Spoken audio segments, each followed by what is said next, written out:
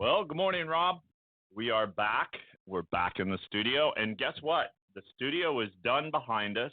Now we just got to move everything in. Now they're telling me the LED wall display is going to be another 2 to 3 weeks. However, I'm going to get furniture in there probably either this week or next week. So, Very cool. and then I got Tasha coming over, and hopefully we can be in the studio either this week or next week. We'll be over there. Very nice. Be kind of cool. Yeah. We'll have a sofa in there. We'll lay back, chill, kind of talk things over. Very exciting. I'm going to have to get me one of them teleprompters like Biden. You know, one of those things. I don't know. Anyway, good morning, Romeo. How was your Christmas? Good. Yeah, I had a good Christmas. Just real low key. Yeah? You know, ate a bunch of food. You know, just relaxed. Yeah. Opened up presents. Yeah, cool. I got this really cool thing. It has heat and it has cold, but it's for like your muscles where you have to put you put it on your muscles and it relieves muscle pressure and tension. It's like one of those wands. Yeah. Only the coldness goes all the way down to 35 degrees. Oh, Pretty wow. cool. Is that like for like post workout? Yeah, things like that. After workout, post workout. And then I got some really nice to add to my wine collection. Some really nice crystal wine goblets. So There you really, go. really cool. Really I got myself something pretty cool. Just like I didn't a get gift to myself this. Oh, it was a gift. It was a gift, man. Oh, I mean, I got Santa Claus brought it to Well, me. Basically, Santa Claus. I bought myself some. Santa Claus bought me a gift as well. Yeah, I bought myself some. Yeah, some I got underwear. myself. It's called IV therapy. It's an IV drip. Oh yeah, I've done those things before. Yeah, so I'm excited. Those aren't so. I hear some good things about them. I hear some bad things. I tell you what, when I did mine, it was like rocket fuel. Yeah. Just like this shot right here. Yeah. I mean, I pretty much bought the package for like it's called the Myers concoction. Basically, a bunch of B complexes, vitamin C for immune boost, things like that, and NAD. So, I mean, I'm excited. They're coming this weekend to the house. So. Hey, I want to today not so much cover all the news because you guys have had the whole weekend and an extra day to hear that the world's coming apart. I mean, I don't want to. Very true. Literally. Yeah. Russia wanting a truce. Taiwan. They're bombing. You got 71 planes flying over Taiwan. Not only warplanes, but you also with bombers, but also you had what they said submarines out in the water and tank, all kind of shit. It's a mess. It's just not good. And yet, you know, but the one thing I want to cover today, and this came from our friends over at Herd, and it's called inflation, recession, and declining U.S. hegemony, which is another word for debasing the dollar or dominance. And that's what the United States, and I've been talking about this now for a while, is doing with our dollar. And in the distant future, they say we might look back on 2022, which is in the rear view mirror now. We're almost done with it. And then 2023, they're saying, as a pivotal years. So far, we've seen the conflict between America and the two Asian dominance or hegemony emerge into the open, leading to a self-inflicted energy crisis on the Western alliance.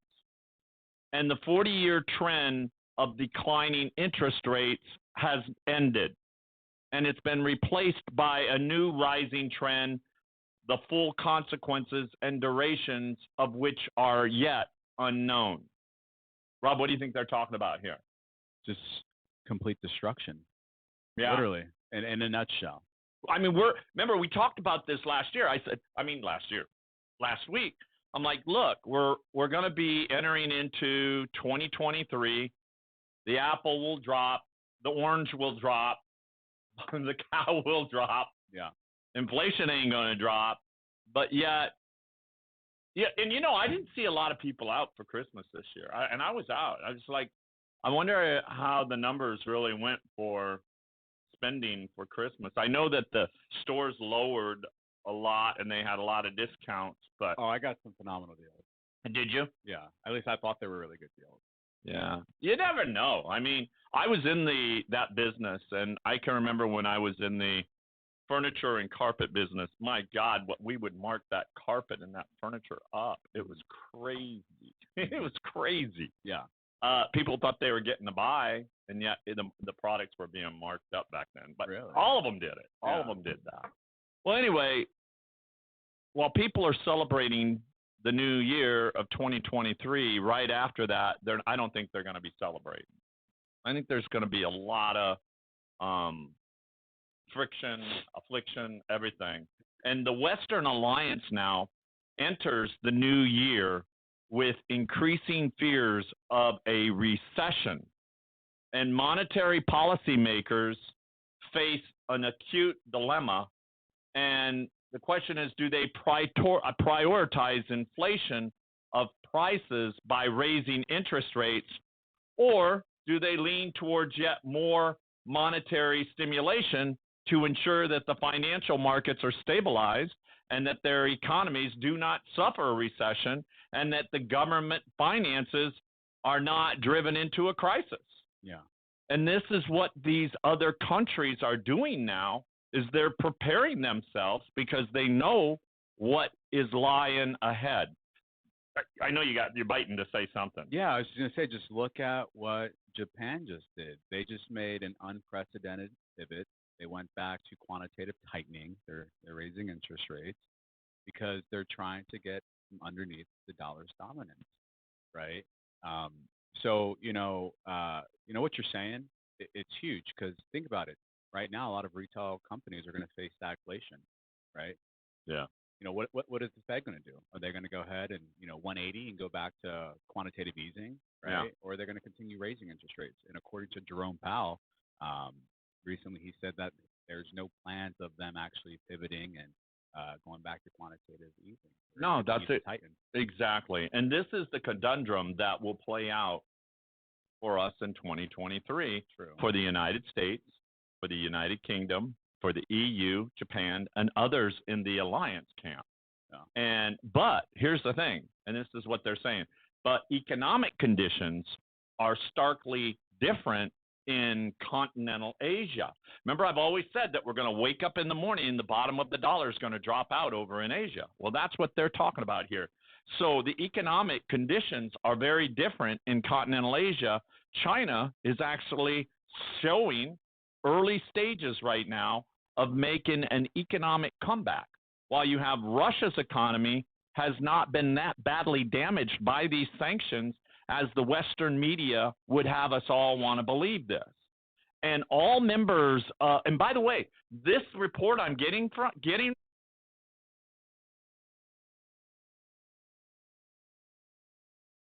this report. So all members of Asian trade organizations, they're all enjoying right now the benefits of cheap oil and gas, while the Western Alliance turns its back on fossil fuels.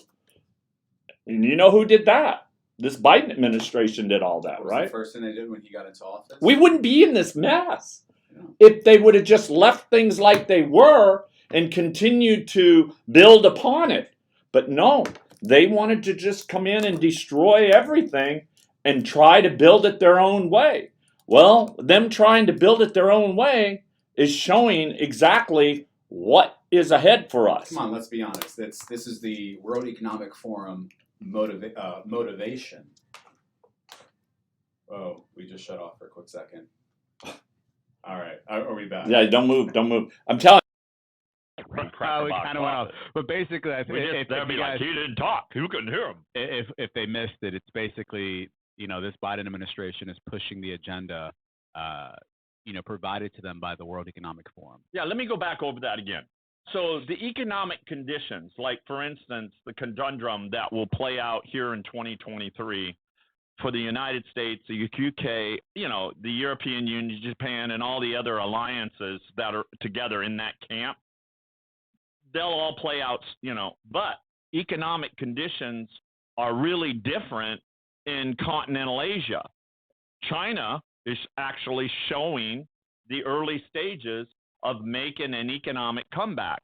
And then you have Russia's economy, which has not been that badly damaged by these sanctions that they're putting on everyone over there. And as the Western media is trying to make us believe that it's really bad. Well, let me tell you, all members of the Asian Trade Organization right now are enjoying the benefits of cheap oil, gas, while the Western alliances are turning its back all on fossil fuel. And that's what Rob was just talking about. I mean, we wouldn't be in this situation because, look, when it was handed to this new administration, to the Biden administration, it was doing well. Oil prices were down. Gas prices were down. Sure, there was a lockup because they had to because of the pandemic. I get it. I understand it. That's why Trump lost his seat in the office as president of the United States. But here's the thing. We could have done better. We wouldn't be in the predicament that we are now if they would have just built upon what was already working. But no, they came in and they destroyed everything, including the oil and gas, and they're refusing to do anything to make it better. So the message that was sent to Saudi Arabia and the Gulf Corporation Council and even to the OPEC Plus is that their future markets are with the Asian hegemons. In other words, they're going to stay with Asia. And predictably, they're all gravitating into this camp, and they're also abandoning the American-led sphere of influence. So in other words, they're tired of being dominated by the U.S. dollar, and this, Rob, is what we've been talking about. Yeah, I mean we've seen for months, I don't know, maybe 3 or 4 months already. This could have been happening, years ago. But what we've seen recently is the BRIC nations, specifically China and Russia, start to partner up with Saudi Arabia. I believe Saudi Arabia is looking to become a part of the BRIC nation. Yeah, right? Yeah. They actually put in an application. I'm sure it's hard to. Sure they put in an app. They got instant credit or something. I don't know. It's interesting, but look. But the bottom line is this. These countries: Brazil, Russia, India, China, South Africa, Saudi Arabia. They're going to partner up, and they're going to get themselves up from underneath the dollar and just completely decimate and crush the dollar. No, I agree. 2023, and that's why I'm talking about this. 2023 will see the consequences of Saudi Arabia ending what we've had for so long, the petrodollar. And it's going to happen under this administration called Biden. And not only that, energy exporters now are feeling their way towards new commercial arrangements in a bid to replace yesterday's dollar. And there's a lot of talk of a new Asian trade settlement currency right now. But we can expect, and let me tell you something, we can expect oil exports to be offset by inward investments, particularly between Saudi Arabia, the GCC, and China. And remember, we've been talking about this all last couple months. We've been talking about all this. So it's not just us talking about this. There's other organizations out there that see the same thing coming. So the most obvious surplus that's emerging in 2023 is of internationally held dollars. Now, I just heard somebody sold off a bunch of dollars, and that's why the dollar is down today and gold is up today. There was something, I have to find it. See if you can find it on your phone. There was somebody sold off dollars last night. Oh, really? Yeah, tell me who it is. I think it was another country. I was going to say because the dollar's up at 105 right now, plus gold's up. So no, I know, but somebody sold off a bunch of dollars or bought a bunch of dollars. That's what it was. They bought a bunch of dollars. Somebody did something with the dollars. But anyway, that being said, these internationally held dollars whose use and value is set to drop away, leaving it as an empty shell. and it amounts to a perfect storm for the dollar and all those who sell along with it. And those of who live long enough to look back on these years are likely to find them to have been pivotal for both currencies and global alliances. And they will likely mark the end of Western supremacy and the emergence of a new Asian economic domination. Okay, what I found. What'd you find there? Is that according to the NASDAQ, Reuters, and Forex, or rather Yahoo Finance, it looks like FX dollar improves. Australia looks like somebody just Australia bought New a bunch Zealand of dollars. Dollar surge. So it looks like Australia and New Zealand they were probably the ones who. Yeah, I think it was New Zealand. Yeah, I think you're right. They bought, and that's why the dollar is up a little bit today. But there's a reason that they did this. And wow. let me tell you something. What I'm talking about here is dominant, and that's why I keep saying, mark my word, people, we're going to wake up in the morning, and the bottom of our dollar is going to be gone. Look at what happened to Venezuela when Maduro came in and devalued the currency by 95% overnight. I think it was on a weekend or something. I remember watching clips on the news where kids were jumping into piles of bolivars that were like leaves, like we used to when we were kids, jump into leaves. They were jumping into bolivars. It was like a roll of toilet paper was worth more than a bolivar. It was crazy. And that's what happened over in that country. And that was an oil-rich country. That's true. Right? One of the richest countries in the world at one point. Yeah, it's exact. Well, it was the 11th richest country in the world. Yeah, that's big. So the interest rate threat is to the West currency. So I want to talk a little bit about that. So it's a mark of how bad the condition of Western economies has now become. When interest rates rise of only a few cents are enough to threaten to participate an economic crisis. And the blame can be laid entirely at the door of the post-classical macroeconomics. And this is what they're saying. Yeah. And like a dog with a bone, their high priest refused to let go.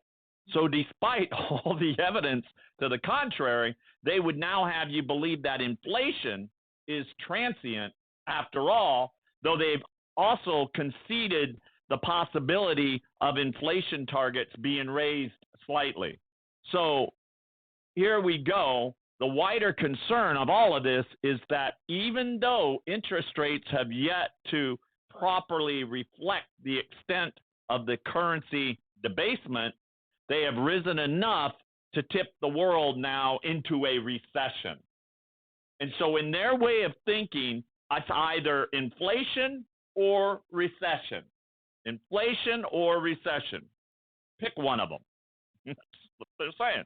So a recession, if y'all don't know, I want to explain it to you. A recession is falling demand, and falling demand leads to falling prices, according to macroeconomics opinions.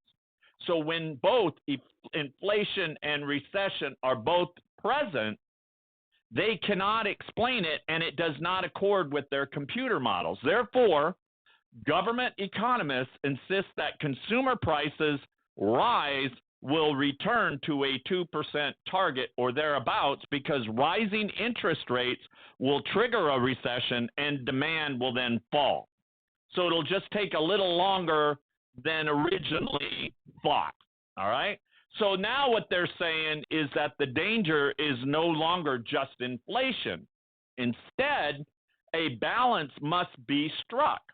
So interest rate policy must take the growing evidence of recession into account, which means that the bond yields should stop rising, and after their earlier falls, equity markets should then stabilize for them. They should actually stabilize for them. So this right here is a path to salvation. So in pursuing this line, the authorities and a group thinking establishment, they have had success in tampering down inflation expectations, aided by weakening energy prices. Well, let me share something with you. Since March, West Texas Intermediate crude has retraced 50% of its rise from 2020 to March of 2022. And natural gas has fallen 40% from its August high.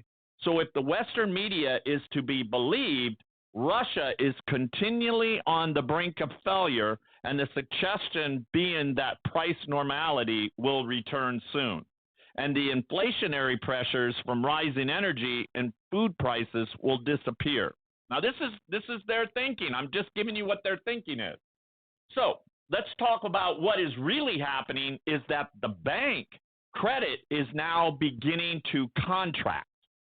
So bank credit represents over 90% of currency and credit in circulation, and its contraction is a serious matter. So it's a change to, in bankers' mass psychology, where greed for profits from lending are satisfied by balance sheet expansion is then replaced by caution and fear of losses, leading to balance sheet contraction. Do you understand that? Yeah, absolutely. Explain it. Basically, what's happening right now is that Jamie Dimon. Exactly. Jamie Dimon, he rang the alarm bell 2 months ago, said that credit will freeze up, credit's contracting. So basically, the bottom line is this: is that when we talk about contracting, what are we talking about here? Well, it's contracting. It's becoming weaker and weaker and weaker. There's less availability, right? There is more risk, right? Basically, long story short, things are going to cost a lot more. So are the banks over-leveraging themselves? Well, I mean, of course, they always over-leverage themselves, but the bottom line is this, is that there's not enough credit around and enough liquidity to fulfill whatever's because they're killing all the liquidity that's out there. Exactly. So, I mean, it's kind of like what we spoke about a couple months ago, where you will find yourself with the inability to actually borrow or banks to even lend out because they're going to be lending out at a much higher interest rate. Right. And the ones that bought into the low price of real estate and they got the mortgages like 2 years ago or a year ago, they're suffering right now. Yeah. They're suffering. No, let me tell you something, and that's what I'm talking about here, Rob. This was the point that behind Jamie Dimon's speech that he did at a banking conference in New York last June when he modified his description of the economic outlook, like you just said, from stormy to now hurricane force. That's what he said, right? Yeah, he said it. He literally said it went from stormy to hurricane force. Yeah. Well, you know what a hurricane does? It just wipes out everything along its way. Mm-hmm. And coming from the most influential commercial banker in the world, this was the clearest indication that we can possibly have of what we're in the cycle of bank credit right now. And the world right now is on the major credit downturn. True. And even though their analysis is flawed, economists are right to be very worried right now. And over 9/10 of the U.S. currency and bank deposits, now face a meaningful, we just talked about, contraction. Yeah, I mean, just in a nutshell, so our listeners understand, all credit contraction means is that there's stricter rules for banks when they're lending out, and they're lending out at a much higher rate. Right. So the bottom line is that their mindset is that clients, consumers are going to face the inability to pay their debt, right? All right. So because of that, I mean, think about it. This was a particular problem that we had earlier by COVID lockdowns, and then businesses that were affected by supply chain issues. They couldn't get enough supplies in, right, to either manufacture whatever they were manufacturing or even to sell. It's so interesting to, now we're in 2022. I mean, back in 2017, 2016, I was expressing and telling my clients, like, hey, this is what's going to happen. Yeah. Fast forward 3 to where we are years, now. It's happening. Dog got the bone, right? The dog ended up getting the bone. It's so funny how we saw this from miles away. I mean, it's writing on the wall, and it gives. Listen, Well, it didn't look like that at the time because, Trump was in office. Yeah, but things seemed to be, good. But we knew that it was all a facade. It was all fake news. All fake. Look, I don't care. Politics, either way, Republican, Democrat. I used to be a strong conservative. I'm still a conservative, but I got to tell you what I see going on in our conservative and our Republican Party is just a disaster, and I won't even go into it because I want to stay on focus. Yeah. And, Rob, what does this do for the commercial banks? It gives them a huge problem. Yeah. These commercial banks, if they begin to whip the credit rug out from underneath these non-financial businesses, they're going to simply create an economic collapse, which then is going to just threaten the entire loan book, right? Yeah. So it's far easier for a banker to call loans to call a loan in a financing position than in financial assets, and it's also a simple matter to actually call in and liquidate financial asset collateral when any loan begins to actually sour. And this is why the financial sector and the relevant assets have been now in the firing line so far. And these central banks, they see what's on the horizon. They see the evolving conditions as their worst nightmare. Well, what do we talk about? That's why Jamie Dimon came out and said it. What do we talk about Monday? That there's a looming banking crisis right now in the discount rate for banks. Yeah. So, I mean, listen. It's so cool. I mean, you think that you can't liquidate these assets? No. There's no liquidity for these assets. No. Especially as credit contracts. Listen, right now, what we're feeling right now is what led to the collapse of thousands of American banks following the Wall Street crash of 1929 and 1932. And they blamed the private sector for the 1930 slump, which was directly identified with the collapse in what? Bank credit. Yeah. Central bankers and key Asian economists now have vowed that it must never, ever happen again. It's happening as we speak. That's exactly right. But because of this kick the can down the road, we talk a lot about kicking the can. This tin can, it's been kicked down the road far too long. And we're not just staring at the end of a 10-year cycle on bank credit, but now potentially at a multi-decade, a super cyclical event. And I tell you, everything that I'm telling you right now, I can't tell you enough, right? So we know what's happening with the dollar. So the role of the credit and the final solution to clarify how events are likely to unfold in 2023, we must revisit the basics of monetary theory and the difference between money and credit and its persistent debasement of the latter, which has now been the problem and is likely to condition the plans for any nation seeking to escape from the monetary consequences of a shift in dominant power from the Western alliance to the Russian and the Chinese partnership right now. And it's just getting stronger and stronger and stronger. And the United States and Russia are just in the crapper. You just got to ask. I mean, if you're a listener, or if you're investing in the stock market, or if you have deposit savings, right? And let's say you're not in physical gold, right? You have to ask yourself, or at least if you were aware, what to ask yourself. How does the United States play defense, right? What do they do? Well, let me tell you something. What they do is they completely bulldog Americans into central bank digital currency. That's right. Right? That's exactly what they do. Yeah. I can't tell you enough that money is only gold. And the rest, and that's why I'm talking about this, the rest of it is all credit. It's just a piece of paper. That. So worthless. Worthless. And for the lack of any alternative outcome, the eventual collapse of an unbacked currency is all but what? Guaranteed. And to appreciate the dynamics behind such an outcome, we must distinguish between money and credit. And currency in circulation is not legal money. It's being only a form of credit that's issued by a banknote by a central bank, and has the same standing it actually has the same standing as credit in the form of deposits held in favor of the commercial bank. And held in favor of the commercial bank. Held in favor of the commercial bank. You don't even own the fucking money. No, it tells you right there on the bill. You can read your own bill and tell you. It says right there on there. So it says this note is legal tender for what? I can't even. The U.S. Treasury. Yeah, so what a joke. Yeah. Yeah. God, we're gonna get decimated.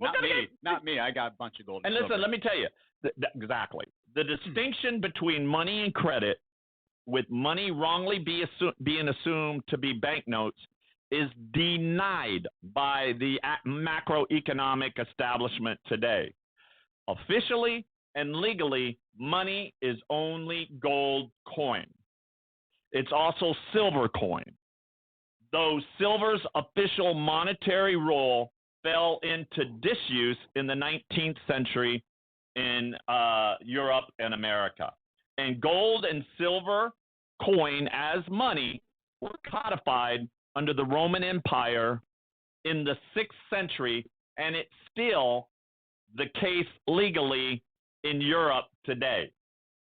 And in English law, the unification of the Court of Chancery and Common Law in 1875 formally recognized the Roman position, and the gold sovereigns, which were the monetary standard from 1820, became unquestionably recognized as money in common law then on. Did you know that? I did not. This is good news. I mean, yeah. Good. So attempts by government to restrict or ban, because the reason I'm going into this is because a lot of people ask me these questions, and I have to give them the answer. So I'm giving those of you that are watching this video or follow on later on. By the way, rumble us. Well, I don't even know what the terms are. All I know is I get in front of the camera, I talk, and I tell you what I know, and I leave it at that.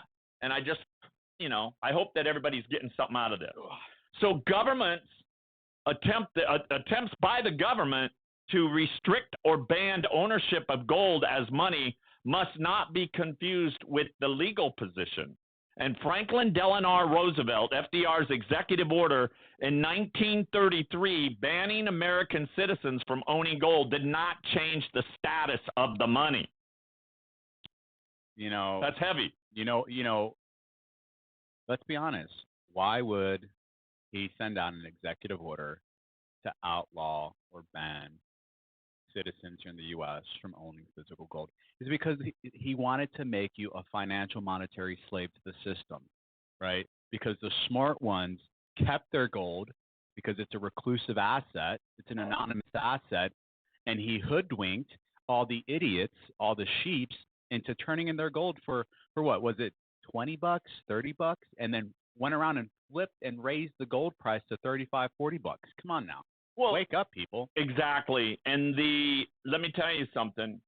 The neo-Keynesian degeneration of a gold standard doesn't alter its status either, nor do the claims from cryptocurrency enthusiasts that their schemes are a modern replacement for gold's. I almost got sick when I was listening to Mark Cuban talk down about gold. Oh my God! What an idiot! One day he talks good about it because he's trying to promote something. That stammer is trying. Well, Mark Cuban can kiss my effing ass. He's an idiot. He just I couldn't believe what he was saying. He just doesn't understand that. I mean, he understands that he's playing a part, but gold's always been money. He's right? so stupid. But he's really just trying to pump his bags. He's trying to he's trying to pump crypto. He's on that stupid show. What's that show where they're ripping those people off? The Shark Tank? Yeah, the Shark Tank. What an idiot. Kevin O'Leary sitting there with the piece in his ear. The reason I know this, I was actually invited to one of those shows. Well, Kevin O'Leary's a freaking, he's a psyop. He sits with the thing in his ear, and the producers are telling him what to say. Yeah, well, it's just crazy. I mean, he's fake news. He got paid $15 million. That whole group is all fake FTX. news. Anyway, we won't get into that. So anyway, nor do the claims of cryptocurrency enthusiasts that their schemes are a modern replacement for gold's monetary role. As John Pierpont Morgan stated, in his testimony before Congress back in 1912. He said, gold is money, everything else is credit. Yep. And he was not expecting an opinion, but he was stating actually a legal fact. And that gold does not commonly circulate as a medium of exchange is actually explained by Gresham's law, which states that bad money drives out the good. Remember, we talked about that. Put good in, good comes back. Bad, bad comes back. So originally, describing the difference between clipped coins and the wholly intact counterparts, Gresham's law also applies to gold's relationship, guess with what? Currency. So worldwide, unrelated societies, they hoard gold coins and spending currency banknotes and bank deposits first, which are universally recognized as the lower forms of media of exchange. And even central banks hoard gold. And as they have and as they have progressively now distanced themselves from their roles as servants of the public, they refuse to allow the public access to their gold reserves in exchange for their banknotes. Imagine that. Imagine that. So what am I telling you all here? This is the reason you want to have gold. Right? Really, what you're telling me is you've been set up to lose. Like, you're not set up to win. You're set up to get decimated, to lose, to stay a slave to the system. That's really right. what it is. That's right. And like I said, and so in conclusion to all of this, we have been we've noting that the deteriorating systematic and monetary prospects for fiat currency, as we call it, predominantly those of the dollar-based Western currency system, now both sound economic and Marxist theory indicates that a final crisis leading to the end of these fiat currencies was going to happen anyway, and that the financial war against Russia has become an additional factor that now has accelerated the collapse. In other words, the fiat's collapse. And after suppressing interest rates to zero and below, rising interest rates are now finally being forced upon the monetary authorities by markets with good reason. And it's become fashionable to describe developments as an evolution from a currency environment driven by and dependent on financial assets into one driven by commodities. So in the words of Credit Suisse, Zoltan Pazar, Bretton Woods is ending, and Bretton Woods, in other words, Bretton Woods 2 is ending, and Bretton Woods 3 is upon us right now. This whole Bretton Woods agreement, to me, it's all fucking bullshit. To me, honestly, wake up, people. Get yourself some physical gold and silver. Don't rely on any agreement structured by the U.S. government and nations around here. Okay, look at have a higher awareness to see what the BRIC nations are currently doing, to see who's in office, right? To see where the country's headed, and get out of the matrix. Go ahead and wake up. Purchase gold and silver. Give us a call on our 800 number. Call us direct, and get your house in order before it's too late. These central banks know right now that there is a danger to their own currencies from these developments that we were just talking about with the petrodollar and everything. But any doubt that fiat currencies will be replaced by currencies linked to tangible commodities, whether represented by gold or not, is fading in the light of development. They won't do it. You know why they won't back the dollar on gold or back any digital asset on physical gold? Because they cannot manipulate it. No, they can't. They can't. It is what it is. You put a peg in a round hole, guess what? The peg goes in the round hole if it's round, right? If it's square and you try to put it in a round hole, it ain't going to go in. Yeah, good luck trying.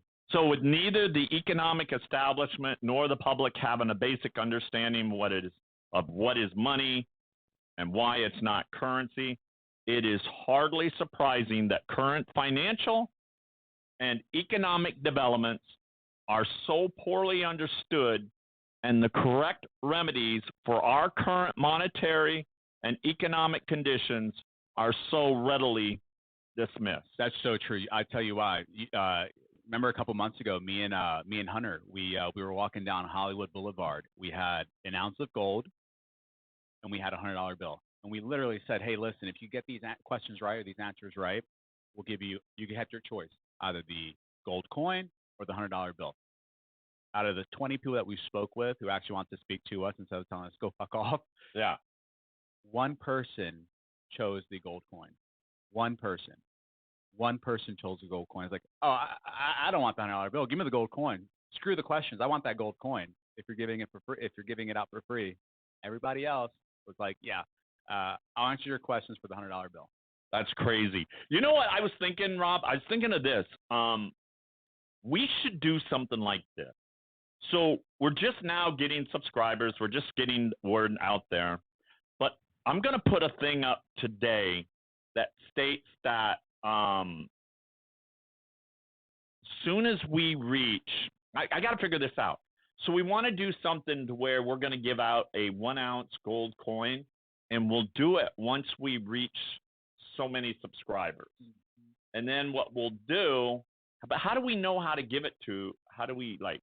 Random. I think you can go through your subscriber list and then just pick out. Just out of random. We just put everyone's name in there. Yeah, let's do like 5,000 subscribers. So when we get to 5,000 subscribers, we're going to do a drawing for a 1 ounce gold, let's say a gold coin, a 1 ounce gold coin, or gold bar or something. We'll do that. Yeah. All right, that's kind of cool. 5,000 subscribers. We got a way to go. We got a way to go. But it could be interesting. I hope you all got Romeo. I hope you all got something out of this today. I know I did. Yeah, this is huge. Nobody else is talking about this. No. The dollar dominance right now and what's happening with these interest rates and what's going on with Russia and Ukraine right now. You've got Patriot missiles, Russia threatening to take out the Patriot missile. Look, all the fake news media is doing right now is talking about Taiwan, Russia. They're talking about. They're not talking about our economy. They're not talking about how credit is freezing up, how credit's contracting. No, because it would scare that bejeeba out of people. Hey, listen, And think about it.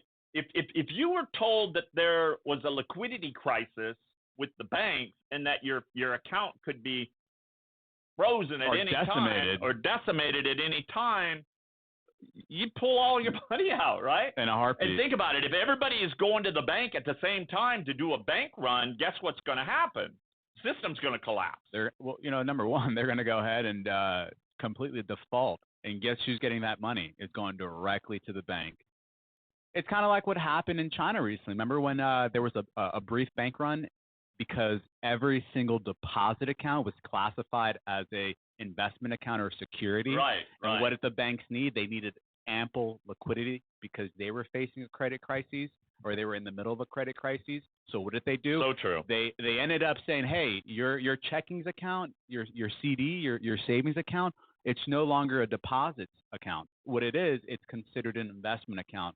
And unfortunately, because it's an investment account right now, we have the legal right and authority to go ahead and conduct an internal bail-in of your account. What did they do? They ended up bailing him several accounts. Give us a call, 323-380-5485, 323-380-5485, 800-753-8534, but that's going to take you into our call center. I don't know if you want to do that. I don't like them call centers. But Rob, you want to throw in your number real quick? Yeah, it's 213-466-1283. If you can't get a hold of me, I have 15 guys on the trade floor who are sufficient enough to answer your questions and help you purchase gold. And we also, we have a information packet that we can send out to you either by email or by mail. We can also send out to you that'll help you in furthering yourself if you have any type of retirement accounts, how you can actually roll it or transfer it in. And it's great information, that asset protection guide. But hey, listen, it's a piece of paper that you're not going to be able to do anything with. At least take the initiative, get your house in order. You'll still get the asset protection guide for completely free. You could have, Alan's 30 years of financial knowledge and information at your fingertips. But the bottom line is this: there's no piece of paper, there's no video, or there's really nothing like actually having a conversation with the trader and actually moving towards getting your house in order. Because the only way to get out of the matrix is to actually participate and move towards doing something and getting your house in order. All right, guys. Great talking to you. Going to continue this all the way up until 2023. I'm going to continue talking about the dollar dominance. I'm going to talk about gold. I'm going to talk about the top 5 reasons that you want to have gold in your portfolio.